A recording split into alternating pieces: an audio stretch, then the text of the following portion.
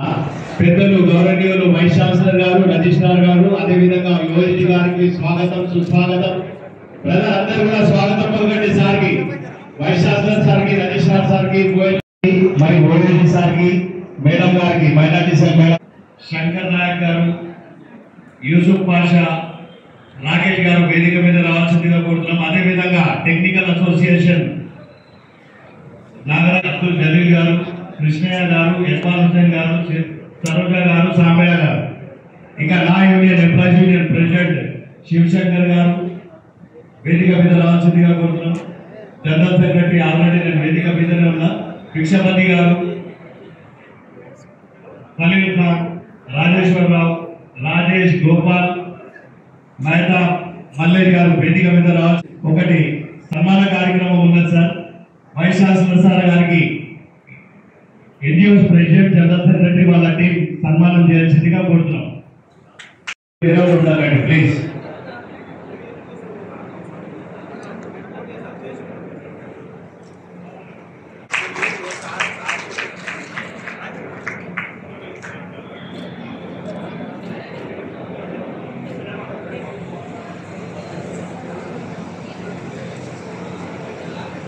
మన రజిస్ట్రార్ సార్ గారికి, నరేష్ రెడ్డి సార్ గారికి, టెక్నికల్ అసోసియేషన్ ప్రెసిడెంట్ నాగరాజ్ గారు మరియు విజయ్ కుమార్ గారు వాళ్ళ టీం కూడా ఇనిషియేషన్ చేయాల్సిందిగా.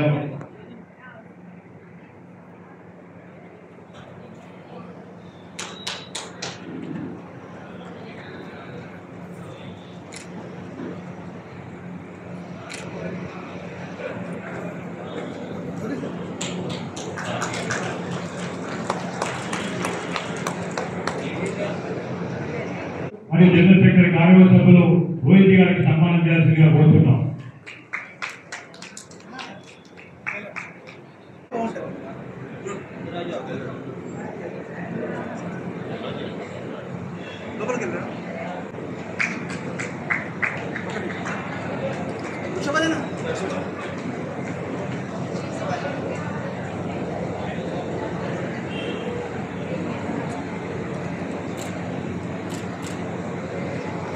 ఇద్దరు కూడా సన్మానం చేయాల్సిందిగా కోరుతున్నాం.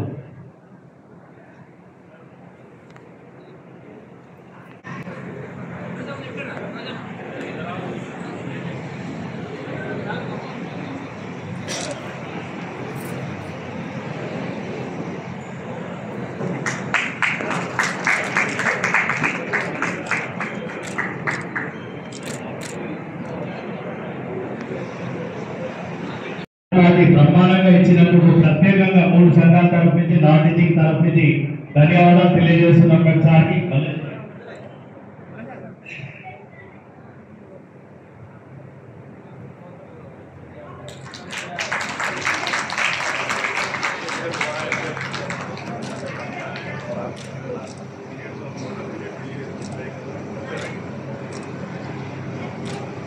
వైస్ ఛాన్సలర్ సార్ ఇచ్చినట్టుగా కోరుతున్నాం.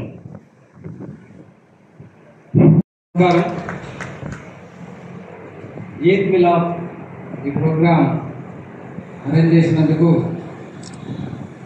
ఈ 3 యూనియన్స్ను నేను అభినందిస్తున్నాను. ఇంతకుముందే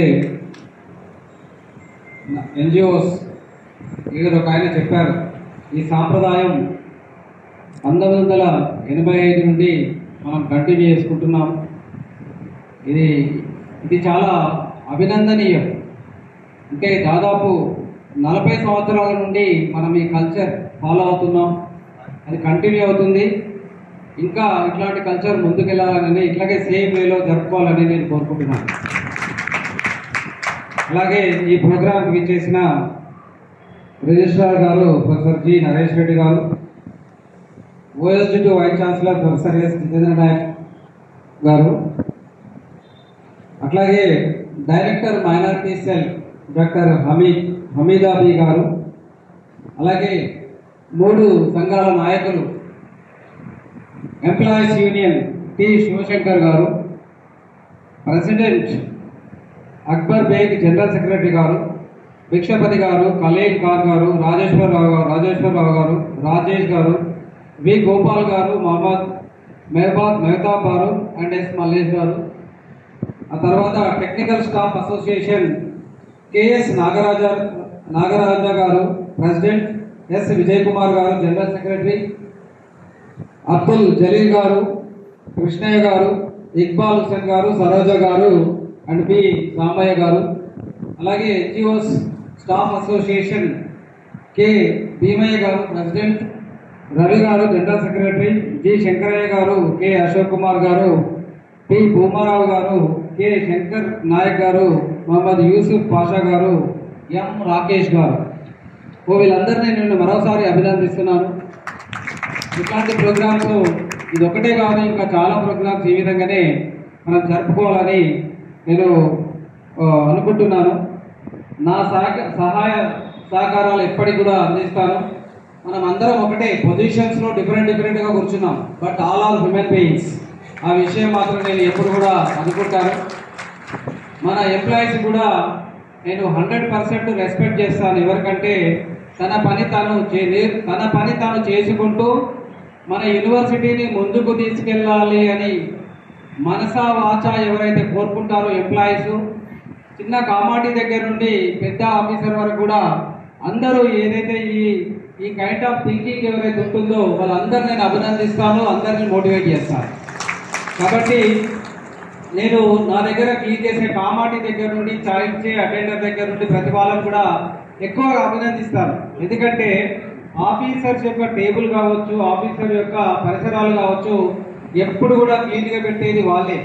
కాబట్టి మన వర్క్ ఎఫిషియన్సీ అనేది చాలా ఇంప్రూవ్ అవుతుంది. వాళ్ళు మనకు అన్ని విధాలుగా సహాయ సహకారాలు అందిస్తారనేది నేను ఎప్పుడు అనుకుంటూ ఉంటాను. వాళ్ళ గురించి ఎంతో కొంత చేయాలని కూడా నా మనసులో ఎప్పుడు ఉంటుంది.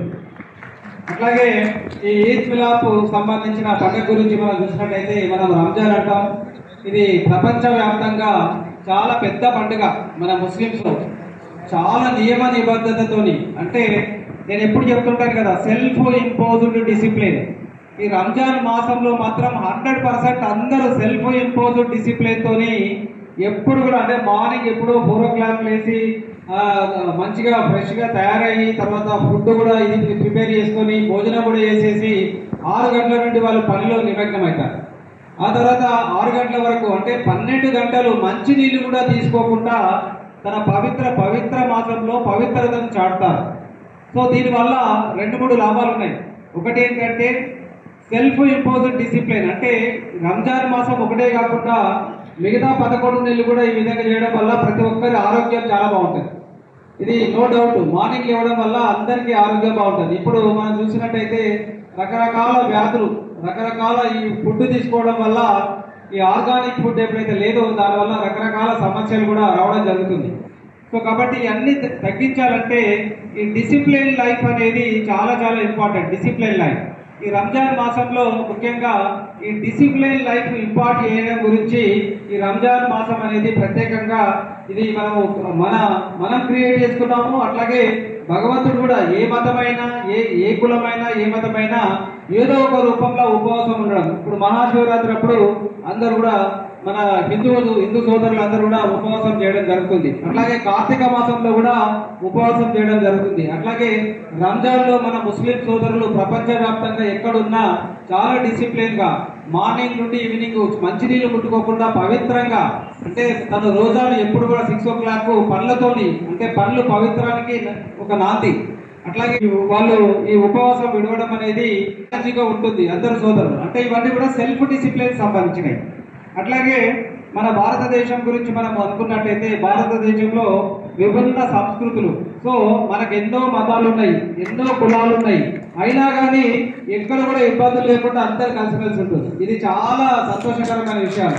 కొన్ని వేల కులాలు ఉన్నాయి, కొన్ని వందల మతాలు ఉన్నాయి. అయినా కానీ మన వాళ్ళు ఎవరి పండగకైనా అందరూ జరుపుకుంటారు, ఎక్కడ ప్రాబ్లం ఉన్నా కానీ. సో ముస్లిం సోదరులు కావచ్చు, క్రిస్టియన్ సోదరులు కావచ్చు, హిందూ సోదరులు కావచ్చు, ఒకరినొకరు గౌరవించుకుంటూ, ఒకరి సాంప్రదాయాలు ఒకరు గౌరవించుకుంటూ ఈరోజు ముందుకెళ్తున్నారు.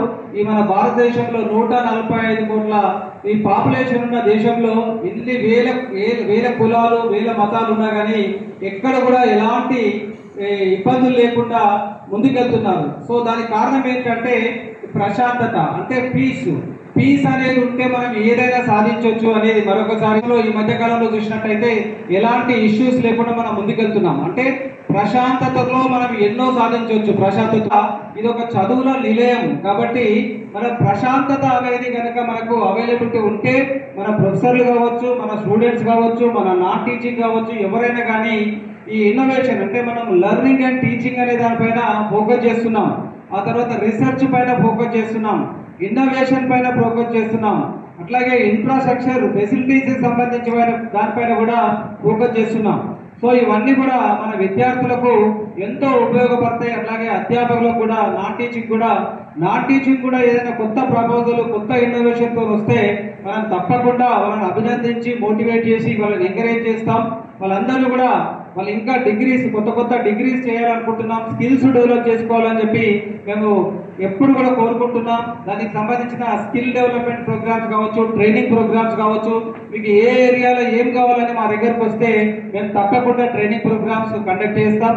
అట్లాగే లాస్ట్ టైం నేను ఇంజనీరింగ్ కాలేజ్ ప్రిన్సిపల్ గా ఉన్నప్పుడు ఈ అకౌంట్స్ పైన ట్రైనింగ్ ప్రోగ్రామ్స్ కండక్ట్ చేసినాం. ముఖ్యంగా సాఫ్ట్వేర్ అప్డేషన్ గురించి కావచ్చు, దాని గురించి కావచ్చు, చాలా మంది అటెండ్ అయ్యారు. అట్లాగే మీకు ఏదైతే అంటే స్కిల్ తక్కువ ఉంది అని మీరు అనుకుంటారో మా దగ్గరికి రండి, మీరు రిక్వెస్ట్ చేయండి, నేను తప్పకుండా ఇవన్నీ కూడా ప్రొవైడ్ చేయడానికి మేము కట్టుబడి ఉన్నాం. అట్లాగే ఈ పండుగలు ఎప్పుడు కూడా మనము ఈ మతాలకు కులాలకు అనుగుణంగా అంటే apart from all communities and religions మనం అందరం ఐకమత్యంగా జరుపుకోవాలని నేను కోరుకుంటున్నాను. మేడం కూడా మంచి ఎగ్జాంపుల్ ఇచ్చింది. షేర్ కుర్మా నాకు కూడా ఒక 10 పార్టీస్ వచ్చినాయి ఈసారి, 10 డబ్బాలు. అంటే మన ముస్లిం సోదరులు ఇప్పుడే కాదు ఎప్పుడు వస్తుంటాయి. సో షేర్ కుర్మా ఎట్టి పరిస్థితుల్లో దాదాపు 10-20 సంవత్సరాల నుండి మార్నింగ్ 8-9 లోపల ఒక బాక్స్ పంపిస్తారు ఎవరో మన మిత్రులందరూ. నిజంగా చాలా వరకు అంటే ఎంతో ప్రేమతోని వాళ్ళు ఇన్ని సంవత్సరాల నుండి నాకు షేర్ కుర్మా షేర్ చేయడం. మొన్న మండే కూడా మన మిత్రుడు ఎవరో పంపించారు. అంటే ఇంత స్నేహపూర్వకంగా, ఇంత ప్రేమ భావంతో, అంటే నిజం చెప్పాలంటే మనము ముస్లిము, హిందూ ఇదంతా అంటున్నాం కానీ నా దృష్టిలో మనం అందరము మంచి మానవత హ్యూమన్ ఏదైతే ఉన్నదో అంటే మానవత ఈ పండుగల ద్వారా మనము ఇది రియలైజ్ అవుతున్నాం. అట్లాగే ఈ పండుగ నుండి మనం నేర్చుకోవాల్సింది ఏంటంటే సెల్ఫ్ ఇంపోజ్డ్ డిసిప్లిన్. నేను ఎప్పుడు చెప్తుంటాను. ఆ తర్వాత చాలా మంది ఆరోగ్యంగా అంటే అనారోగ్యం పాలవుతుంటారు. ఎందుకు అవుతుంటారు అంటే ఈ చాలా ఎమోషన్స్ వల్ల అంటే ఎప్పుడు కోపాన్ని ఎగ్జిబిట్ చేయడము, ఎమోషన్స్ ఎప్పుడు కంట్రోల్ చేసుకోకపోవడము, చాలా ఆవేశంగా మాట్లాడడం వల్ల చాలా మంది హెల్త్ ఖరాబ్ అవుతున్నాయి. ఈ విషయాలు వాళ్ళు పట్టించుకోవట్లేదు. కాబట్టి ఏంటంటే మనం ఆర్ట్ ఆఫ్ లివింగ్ అనేది ఒకటి ఉంటుంది. అంటే మనం మంచిగా జీవించడానికి రకరకాల ఉంటాయి అన్నట్టు.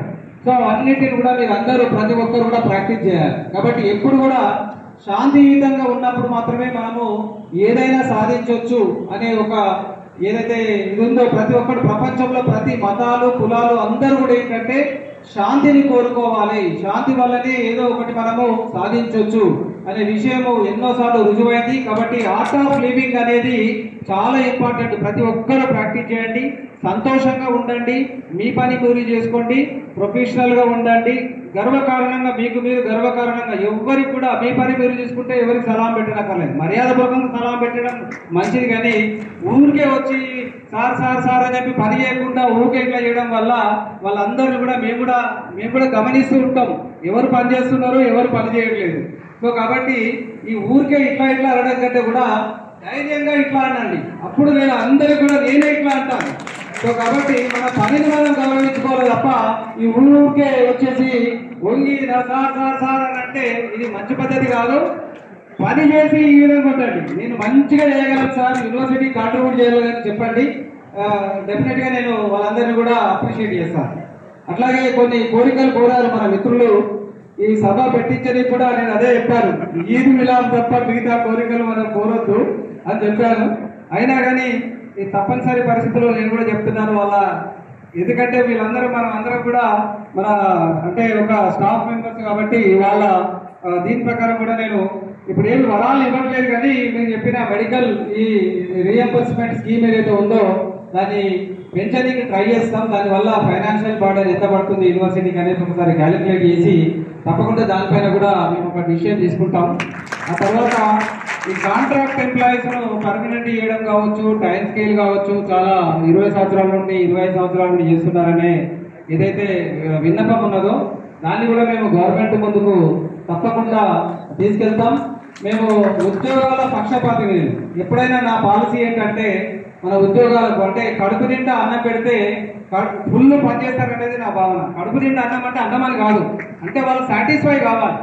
అంటే ఏంటి, వాళ్ళకు వచ్చేది ఏదైనా ఫుల్గా వస్తే వాళ్ళు పని మంచిగా చేస్తారనేది. అయితే నేను కడుపు నిండా అన్నం పెట్టడానికి రెడీ ఉన్నా, కానీ పని కూడా తీసుకొని కూడా రెడీ ఉన్నా. కాబట్టి నేను కూడా యాజ్ ఏ వైస్ ఛాన్సలర్గా మీ బాధలు ఏంటి అనేది నేను అర్థం చేసుకోగలను. సో కాబట్టి మీకు చాలా వరకు ఏ విధంగా న్యాయం జరుగుతుందో ఆ విధంగా నేను తప్పకుండా చేస్తానని మీకు చెప్తున్నాను. ఆ తర్వాత రాగానే నేను ఎన్ని పనులు చేశాను అనేది మన మిత్రులు ఎవరో చెప్పారు ఇక్కడ. సో లిస్ట్ అవుట్ చేస్తే ఒక 30 నుండి 40 అవుతాయి. మేము తర్వాత 1 మంత్ లోపల ఈ ట్యాక్స్ స్కేల్ వల్ల ప్రాబ్లం ఉండవు. ఇమీడియట్ గా నేను దాన్ని సాల్వ్ చేశాను. వీళ్ళందరికీ కూడా తెలుసు. గవర్నమెంట్ నుండి ఈసీలో వచ్చింది, ఈసీలో పెట్టకుండా కానీ సొంతంగా మేము నిర్ణయం తీసుకొని ఇంప్లిమెంట్ చేసాము. తర్వాత రాటిఫికేషన్ చేయించాము ఈసీలో.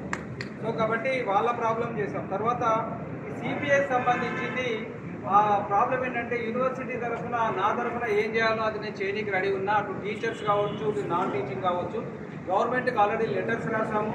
ఈ విషయాన్ని మన డిప్యూటీ చీఫ్ మినిస్టర్ దగ్గర, తర్వాత ఫైనాన్స్ సెక్రటరీ దగ్గర కూడా మేము మాట్లాడడం జరిగింది సిపిఎస్ గురించి. అయితే ఇది కొంచెం ఏదో క్లారిటీ మిస్సింగ్ గవర్నమెంట్ దగ్గర, చిన్న క్లారిటీ గురించి వాళ్ళు వెయిట్ చేస్తున్నారు. షార్ట్లీ ఈ ప్రాబ్లం కూడా సాల్వ్ అవుతుంది అనేది నేను అనుకుంటున్నాను. తర్వాత ముఖ్యంగా వచ్చిన తర్వాత ఏఆర్స్, టీఆర్స్ రిక్రూట్మెంట్తో పాటు సూపరింటెండెంట్ రిక్రూట్మెంట్స్, తర్వాత రకరకాల ల్యాబ్ అసిస్టెంట్ కావచ్చు, మిగతా సూపరింటెండెంట్ సంబంధించిన నోటిఫికేషన్ కూడా ఇవ్వడం జరిగింది. తర్వాత టీచర్ సంబంధించిన ఏరియాస్ కూడా ఇవ్వడం జరిగింది. మేము లిస్ట్ అవుట్ చేసే దగ్గర 30 ఉంటాయి ఐటమ్స్. సో మేము ఎప్పుడు కూడా ఏంటంటే మా అడ్మినిస్ట్రేషన్ కూడా మేము ఎక్కువ హంగామాలు బయట అడ్వర్టైజ్మెంట్ మేము చేయం.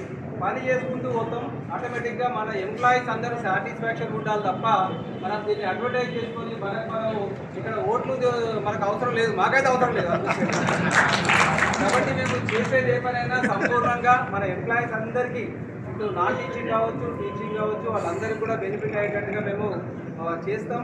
ఆ తర్వాత కాంట్రాక్ట్ ఎంప్లాయీకి సంబంధించిన ఒక చిన్న కోరిక కూడా ఉంది. ఏంటంటే 1000-1500 రూపాయలు పెంచండి సార్, చాలా ఈ కరోనా నుండి పెంచలేదు అని చెప్పి వాళ్ళు వినతి పత్రాలు ఇవ్వడం జరిగింది.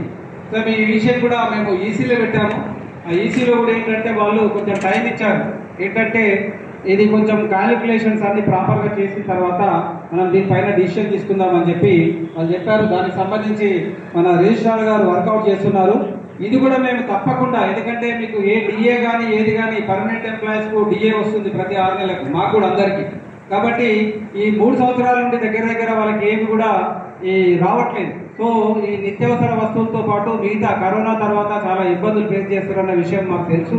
కాబట్టి ఈ 1500 1000 రూపాయలు ఏదో మా సంబంధించింది మేము తప్పకుండా ఎంతో కొంత మేము ఇది చేస్తామని చెప్పేసి కూడా మేము అనుకుంటున్నాము. ఈ సిపిఎస్ అంశం కూడా మేము తప్పకుండా ఇచ్చేస్తాం. తర్వాత రిక్రూట్మెంట్ గవర్నమెంట్ కూడా ఈ మధ్యనే జీవో నంబర్ 21 ఇష్యూ చేసింది. అంటే ఫ్యాకల్టీ రిక్రూట్మెంట్కు లైన్ క్లియర్ అయింది. అట్లాగే నాన్ టీచింగ్కి సంబంధించిన రిక్రూట్మెంట్ కూడా త్వరలో పడడానికి ఛాన్సెస్ ఉన్నాయి. ఆల్రెడీ 375 మెంబర్స్ గ్రూప్ 4 వాళ్ళకు కూడా ఇచ్చింది. అట్లాగే మిగతా చాలా రిక్వైర్మెంట్ ఉంది. మేము గవర్నమెంట్కి సబ్మిట్ చేసినాము చీఫ్ మినిస్టర్ గారికి. ఈ నాన్ టీచింగ్ సంబంధించిన పోస్టుల గురించి కావచ్చు, అట్లాగే కొన్ని టెక్నికల్, కొన్ని నాన్ టీచింగ్, తర్వాత ఈ ఫ్యాకల్టీ సంబంధించిన ఫైల్ మాత్రం సీఎంఓ ఆఫీస్లో ఉన్నది, తర్వాత సెక్రటేరియట్లో ఉన్నది. వాళ్ళు ఎనీ టైం డిసిషన్ తీసుకొని దశల వారీగా నింపే ప్రయత్నంలో ప్రభుత్వం కూడా ఉన్నది. మనం అందరం కూడా కోఆపరేట్ చేసి మనము ఈ ఎంప్లాయీస్ అంటే ఈ నాన్ టీచింగ్ రిక్రూట్మెంట్ కావచ్చు, టీచింగ్ రిక్రూట్మెంట్ కావచ్చు, మిగతా రిక్రూట్మెంట్ గురించి మనం సాయశక్తులను ట్రై చేద్దాం. అందరం కూడా మన యూనివర్సిటీని ప్రగతి పథంలో నడిపించడానికి ప్రతి ఒక్కరి, ఇది ఏదో వీసీ రిజిస్ట్రార్, ఓఎస్డీ, తర్వాత 2-3 లీడర్స్ కాకుండా ఈ డెవలప్మెంట్ అనేది ప్రతి ఒక్క ఎంప్లాయీ చేతిలో ఉందనేది నేను ప్రగాఢంగా నమ్ముతున్నాను. కాబట్టి మీరు అందరూ కూడా యూనివర్సిటీ డెవలప్మెంట్లో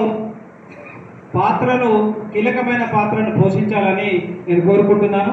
అట్లాగే ఈ ఈద్ మిలాద్ సందర్భంగా ఇంత మంచి ఈ యొక్క గ్యాదరింగ్ అరేంజ్ చేసిన మన నాన్ టీచింగ్ ఎవరైతే లీడర్స్ ఉన్నారో వాళ్ళందరూ నేను అభినందిస్తున్నాను. అట్లాగే ప్రతిది కూడా మనము సోదర భావంతో పీస్ఫుల్ మేనర్గా, అంటే పీస్ ప్రశాంతతలతోనే మనం ప్రగతిని సాధించవచ్చు. ఈ విషయాన్ని ఆల్వేస్ మీరు రిమెంబర్ చేసుకోవాలి. ప్రశాంతత లేకుంటే మనం ఏమి సాధించలేము, ముఖ్యంగా యూనివర్సిటీస్లో. సో కాబట్టి యూనివర్సిటీస్లో ప్రశాంతత అనేది చాలా అవసరం. ఈ ప్రశాంతతలోని మనం ఎంతో ప్రగతిని సాధించవచ్చు. చాలా టార్గెట్స్ ఉన్నాయి మనకు. ఎన్ఐఆర్ఎఫ్ ర్యాంకింగ్ ఉంది, న్యాక్ ఉన్నది, ఎన్బిఏ ఉన్నది, మిగతా క్యూఎస్ వరల్డ్ ర్యాంకింగ్ ఉన్నది. దాంట్లో మనము ఎక్కువ అంటే మంచి స్కోర్ చేస్తే మనకు ఫండ్స్ కూడా, అంటే ప్రపంచ ఈ ఫండింగ్ ఏజెన్సీ దగ్గర నుండి మన దేశంలో ఉన్న ఫండింగ్ ఏజెన్సీలు కూడా మనకు ఫండింగ్ ఇస్తాయి. అట్లా మనం ప్రగతి పథంలో ముందుకు తీసుకెళ్ళవచ్చు. మన స్టూడెంట్స్ కూడా ఉజ్వలమైన భవిష్యత్తును మనము ప్రసాదించవచ్చు. ఇప్పటికే 108 ఇయర్స్ నుండి మన యూనివర్సిటీ బ్రహ్మాండంగా ముందుకెళ్తుంది. ఈ 108 ఇయర్స్ నుండి ఇంకో 100 ఇయర్స్ వరకు కూడా ఎలాంటి డోకా లేకుండా మన యూనివర్సిటీని మనం ముందుకు నడిపించుకోవాల్సిన బాధ్యత మన అందరి పైన ఉన్నది. కాబట్టి అందరూ బాధ్యతతోని, అందరూ ఒక డిసిప్లిన్తోని, సెల్ఫ్ ఇంపోజ్డ్ డిసిప్లిన్తోని పనిచేస్తే మన యూనివర్సిటీ డెఫినెట్గా చాలా టాప్ పొజిషన్లో ఉంటుంది దేశంలో అని నేను అనుకుంటున్నాను. దీనికి మీ అందరి సహకారం చాలా అవసరం ఉందని నేను భావిస్తున్నాను. Thank you so much. I wish you all the best. I appreciate all the non teaching leaders for organising this excellent programme. Thank you very much. మన మిత్రులు ఎంప్లాయీస్ యూనియన్ అసోసియేషన్ వాళ్ళు రిక్వెస్ట్ చేశారు ఏంటంటే, మన ఎంప్లాయీస్ రిటైర్మెంట్ ఫంక్షన్కు మన VC registrar తర్వాత OSD గారు వస్తే వాళ్ళు 30 సంవత్సరాలు వర్క్ చేసి వాళ్ళ చేతుల ద్వారా ఒక షాలు కప్పించుకుంటే చాలా సంతోషం ఉంటుంది జీవితానికి అని చెప్పేసి ఈ ప్రాక్టీస్ ఉండే, కానీ కొంత చిన్న మిస్అండర్స్టాండింగ్ వల్ల ఆ ప్రోగ్రామ్ అప్పుడు క్యాన్సిల్ చేశాం. మళ్ళీ తప్పకుండా ఆ ప్రోగ్రామ్ ఇనిషియేట్ చేస్తాం. మీ అందరూ, మీ సంతోషమే నా సంతోషం. కాబట్టి మీ సంతోషం గురించి నేను ఈ యొక్క సడలింపు కంపల్సరీ నేను చేస్తున్నాను. సో ఈ ఏప్రిల్ 30th రోజు రిటైర్ అయ్యే ఫంక్షన్కు నేను హైదరాబాద్లో ఉంటే తప్పకుండా నేను వస్తాను. ఏమైనా ఢిల్లీ ప్రోగ్రామ్స్ ఉంటే రాలేకపోవచ్చు, కానీ ప్రతి నెల ఏదైతే రిటైర్మెంట్ ఫంక్షన్ ఉందో నేను తప్పకుండా హాజరవ్వాలని ట్రై చేస్తాను. Thank you so much sir. మా కోరికల మీదకి మీరు రిటైర్మెంట్ ఫంక్షన్లు జరుపుకోవడానికి మళ్ళా ఒకటి ఆర్డర్ ఇస్తారంటే దానికి ప్రత్యేకంగా ధన్యవాదాలు తెలియజేస్తున్నాం సార్. ఇంకొకటి ఎందుకంటే సార్, ఈ నెలలోనే జనరల్ సెక్రటరీ విజయ్ కుమార్ గారు, పీపీఐ గారు ఇద్దరు కూడా రిటైర్మెంట్ ఉన్నారు సార్.